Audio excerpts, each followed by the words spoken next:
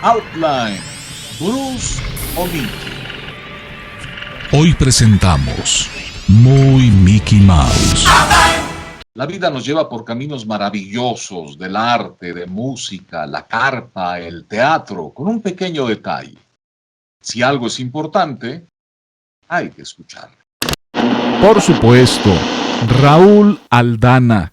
Muchas gracias por estar en Outline, Raúl. Buen día. Jaime, qué gusto escucharte y muchas gracias por invitarme. Esto es para mí un honor y tú vas a ver que lo digo en serio y por qué lo digo. No, igualmente es un honor para todos nosotros. Creo que la vamos a pasar muy bien. ¿Cómo fue tu inicio en radio, Raúl, y por qué? ¿Por qué te atrajo el radio? A ver, te voy a dar como un contexto histórico. Sí, gracias. Yo crecí, la radio para mí fue parte de mi vida desde niño, yo diría desde bebé. Mi mamá oía radio todo el tiempo. Ajá. Entonces, ya teniendo yo una memoria así más clara de lo que es mi vida con la radio, yo recuerdo escuchar, porque alguien más lo escuchaba en mi casa o vecinos, la radio en español, de música en español. Escuchaba Radio Variedades, la oía, yo no la ponía, la escuchaba. De ahí... ¿Tu mamá escuchaba Variedades? No, mi mamá no, pero sí recuerdo, creo que mi cuñada, porque en esa época mi hermano y su esposa recién casados vivieron una temporada conmigo, y mi cuñada escuchaba Radio Variedades. Entonces yo oía mucho la música que ella escuchaba. Para mí la radio fue esta cosa musical, fue esta introducción a la música, también te diría. Sí. Y recuerdo mi mamá escuchar algunas radionovelas en la W, algunas, no se enganchaba mucho con eso. Y por supuesto, la estación de la hora, ¿no? Que eso lo recuerdo, es una memoria muy clara, porque mi mamá, antes de irse a trabajar, ponía el radio donde estaban dando la hora, ¿no? Cada minuto. Sí. Entonces eso para mí me marcó muchísimo. Oye, la Cuca está subiendo de rating, ¿eh? Está subiendo de rating, sí, muy mencionada. Wow. La Cuca. Muy bien. Wow. Pues eso es como de mis primeras memorias, mis primeros recuerdos. Y luego, cuando yo tenía como, probablemente, fue un cumpleaños, mi mamá me regaló un radiecito portátil que ahora tendrá el tamaño de un iPhone, yo creo. Y ese fue mi primer radio, oficialmente mi primer radio. Y ahí me volví fan de La Pantera. Radio pero, AM, únicamente tenía radio AM. Exacto. Y hace poco en algo que escribí, yo digo que, bueno, menciono varias cosas que me parieron, y la radio en AM me parió a mí. Sí. Yo creo que la AM fue importantísima para todos, ¿no? Pero para los que trabajamos en radio, creo que fue el detonador. Y yo me volví fan de la Pantera, y yo era muy fan, pero fan de un locutor que se llama Jaime Kurt. No me digas, Raúl. Yo era fan tuyo, era fan de Bolívar, de Villarreal. Oye, Sergio Villarreal, ¿cómo no? De Sergio Villarreal. Y era cazapremios. Bueno, trataba de ser cazapremios, ¿no? Y no sé si ya se ha hablado del término, pero son los que están hablando cada 5 minutos a la estación para ver si se ganan un premio. Pero lo malo es que yo no tenía teléfono en mi casa, entonces cuando anunciaban alguna promoción en lo que yo corría al teléfono de la esquina, ya había perdido todo. ¿Poco nunca ganaste algún premio? No, nunca. Pero no mi mejor amigo en aquella época se llamaba Willy. Él se ganó un premio. Y entonces un día fue a recoger el premio a Radio 1000 y te vio a ti y a Bolívar saliendo de la estación. Yo ya tenía 12 años y llegó a mi casa y me dijo, ¿qué crees? Y yo, ¿qué? Jaime Kurt, ¿qué? Es joven. Y yo, ¿cómo crees? No, hombre, tiene voz de señor. No. No, te confundiste. Y entonces ahí vamos otro día a tratar de verte saliendo de la estación. Sí. Junto con Bolívar. Y así se nos caía así la baba de decir, wow, es joven. Y ahí también vi a Jorge Alberto Aguilera. Y lo curioso es que yo ya trabajaba haciendo comerciales como locutor y haciendo, bueno, trabajaba en televisión y trabajaba en teatro. Ya estabas en el medio. Ya estaba yo en el medio, pero no en la radio. Ajá. Oye, una pregunta. Sí. Oye, muchas gracias por tus palabras. Me siento y nos sentimos muy halagados todos los de La Pantera. Te hablo así porque nos mantenemos muy unidos y nos queremos mucho y tenemos un aprecio por todos los que pasamos y desfilamos por 590. Pero una pregunta, sí, porque sí sabíamos que en los niños, en los jóvenes, era muy querida y apreciada La Pantera. Pero dinos tú, ¿por qué te gustaba tanto La Pantera? La Pantera era una estación para jóvenes que irónicamente no tenía voces jóvenes porque ustedes sonaban mucho más grandes. Era la época en la que el locutor tenía que ser como más entero, más formal de alguna manera en la forma de sonar. Pero ustedes tenían sentido del humor. Uh-huh. Me acuerdo esa época en la que se puso de moda hablar así como niño de la Ibero, que todos los promos los hacían ustedes así.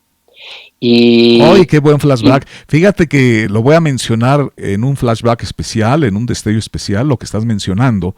Bueno, te lo comparto y te lo adelanto, porque sí, primero a hablar así como La Pantera tiene unos discos muy guau, ¿ves? Eso lo lanzamos y fue todo un éxito. Y después ocurrió lo de televisión y después ocurrió toda la cadena, pero nosotros supimos detectar el lenguaje popular, que dentro del lenguaje popular existía eso, ¿no? O sea, lo copiamos de la realidad y fue todo un éxito todas esas promociones. Pero dentro de las promociones existió un personaje, un compañero que tú has de recordar, nos ayudaba a las promociones y seguramente la has de recordar, que es José María Iglesias, el Ratón Iglesias. El Ratón, claro. Entonces él nos hacía promociones de La Rana René y la promoción de Starsky y el Pato Lucas, y era un show esas promociones. Pero te dejo hablar porque mejor escucha el destello especial y nosotros en este momento vamos a escuchar el destello de Raúl Aldana. Así que perdón la interrupción.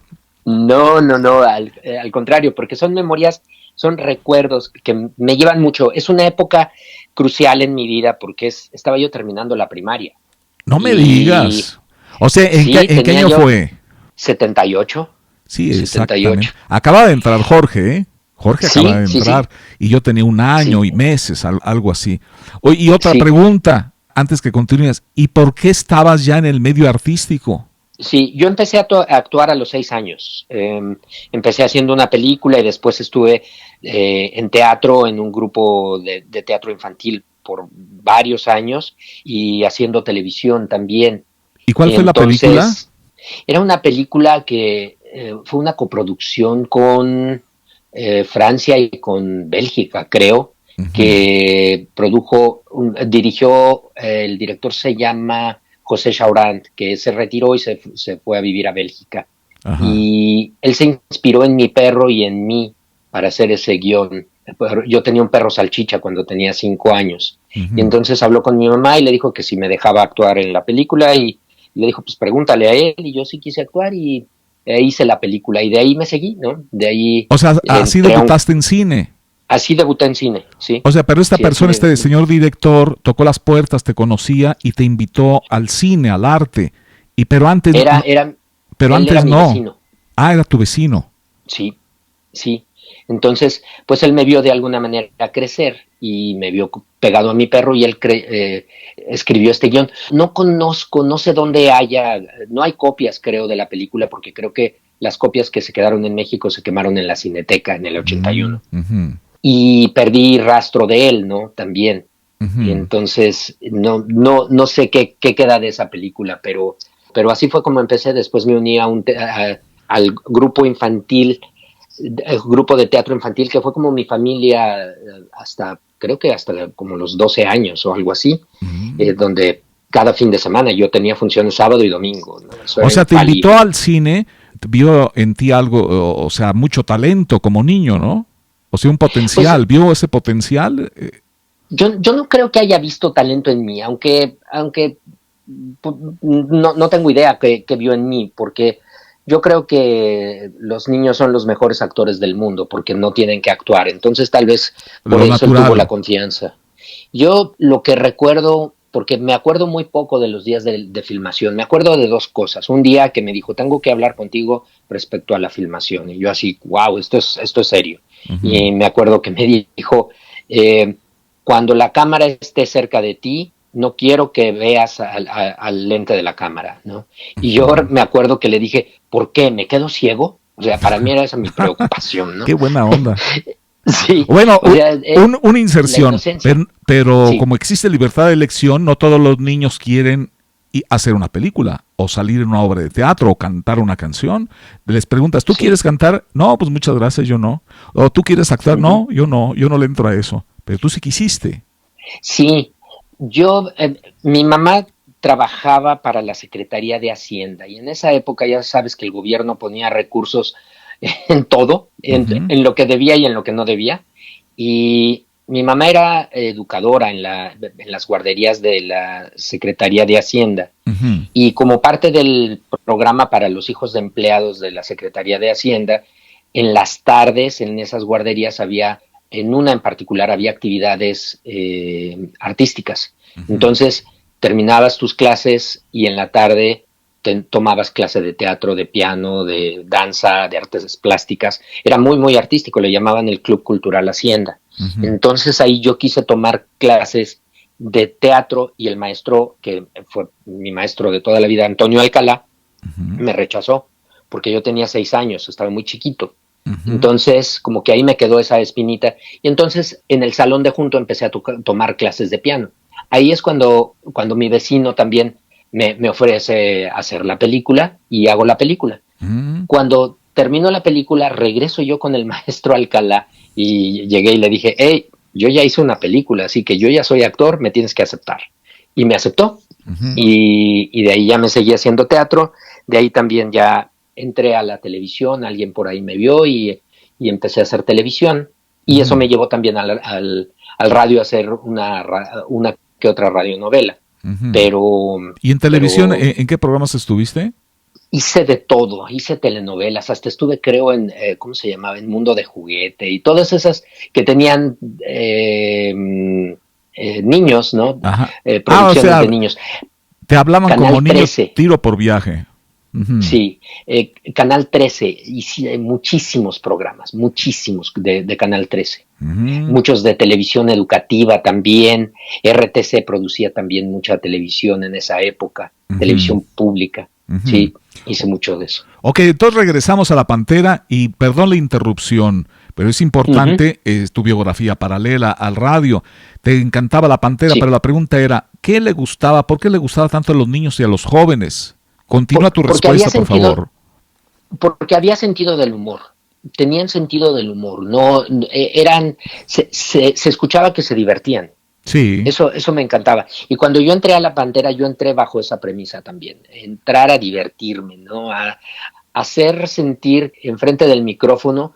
Había un radioescucha que tuvo la fortuna de estar enfrente del micrófono. Aquí hubo un salto. Tenías un amigo que se llamaba Willy, fuiste a La Pantera Insurgente Sur, y luego, ¿qué pasó? Ya viste a Bolívar, me viste a mí, y luego... Poco a poco yo ahí seguí, porque también parte de lo que me enganchaba era la música que presentaban en La Pantera, ¿no? ¿Y tus discos? El estilo que tú tenías me encantaba ese estilo cuando tú decías, cuando empezaste también en FM, que decías KURT al habla, ¿te acuerdas? Ajá, sí, como esa forma de presentar, tenías un estilo elegante pero casual para presentar. Y en La Pantera empezaron a ocurrir cosas como batas, pijamas y pantuflas. Eso fue un trancazo. Yo entré a la secundaria y me llevaba de contrabando mi radiecito y me lo quitó un prefecto porque estaba escuchando yo batas, pijamas y pantuflas, porque batas, pijamas y pantuflas ocurría mientras yo estaba en la escuela. Entonces, yo seguí escuchando radio por la música, porque además era la época de la música disco, la época de Saturday Night Fever, o sea, fue un movimiento cultural en el cual La Pantera estuvo inmerso completamente, o sea, La Pantera fue parte de todo ese movimiento cultural y así seguí escuchando la radio. Para mí fue como una gran tragedia cuando Sergio Rod y Bolívar se separaron para que Batas, Pijamas y Pantuflas se fue por dos diferentes direcciones, porque realmente fue un cambio. Le apostaron a algo a lo que la radio no le apostaba en esa época, tomaron un riesgo. Uh-huh. Yo creo que Bolívar, teniendo fe en locutores jóvenes como tú y como Jorge Alberto, tomó un riesgo. Empieza a explotar también la FM con Sergio en Sonomil 101. Uh-huh. Entonces, ya cuando yo descubro la FM y que se oía mejor, pero era demasiado estática, demasiado bien hecha, ¿no? Uh-huh. No tenía esta... Sergio Villarreal como voz de Sonomil 101, ¿no? Exactamente. Sí, ¿sí? Frecuencia modular, sí. Sonomil 101, sí. O sea, no hay errores. Para mí esto era un descubrimiento, porque de repente decía, la voz de Sonomil 101 hace rato estaba en la Pantera, ¡wow! Trabaja en 2 estaciones. O sea, para mí era en verdad un descubrimiento. Yo estaba descubriendo esto. Bueno, y descubrir la FM, ¿no? Decir, voy a escuchar FM, también era nuevo en aquel año. Sí, y yo tenía un vecino que su hermana estaba pegada, literalmente pegada al estéreo, que lo tenía en FM, y lo tenía en Radio Hits con el maestro Lama. Héctor Lama era la voz de Radio Hits, y también cuando yo escuchaba esa voz con textura, con esa cosa que tiene Héctor Lama, también a mí me hacía girar la cabeza, ¿no? Llenaba todo. En verdad era, sí. Llenaba todo Lama, ¿no? Bueno, sigue llenando. Sí. Ajá. Sí. Y luego empecé a descubrir, porque yo ya grababa comerciales, pero de repente empiezo a descubrir que Héctor Lama era la voz de Volkswagen, de Banca Serfín, de algunos cigarros. Banamex, creo, o a lo mejor hizo Banamex. A lo mejor hizo el 1-2, pero no, era Banamex. Sí, no, él era Banamex, claro. El Baquetón era la voz de Serfín, sí, es cierto. ¿Quién es el Baquetón? La voz de Koyak, ¿no? La voz de Koyak, exactamente. Víctor Alcocer. Entonces, Víctor Alcocer, el maestro Alcocer, sí. Y ya empiezo a grabar yo comerciales. Contigo grababa el CREA, por ejemplo, ¿no? Y para mí fue ya así como de, wow, estoy grabando con Jaime Kurt, wow, estoy grabando con Jorge Alberto. Y yo me acuerdo una grabación en la que estábamos Jorge Alberto, Mauricio Herrera y yo, y de ahí surgió, creo que Gil Painberg, que era el gerente de Gravamil, que era parte de Radio 1000, me recomendó con Alfonso, con el gerente de operaciones de Radio 1000, con el señor Ramírez. Okay. Entonces fui a hacer una prueba a Radio 1000 como locutor. ¿En qué año? Y salió, eso fue ya de haber sido en el 84. Fue el día de las explosiones de San Juanico. Qué fuerte. Y ese día fui a hacer la prueba y la prueba fue espantosa. Espantosa.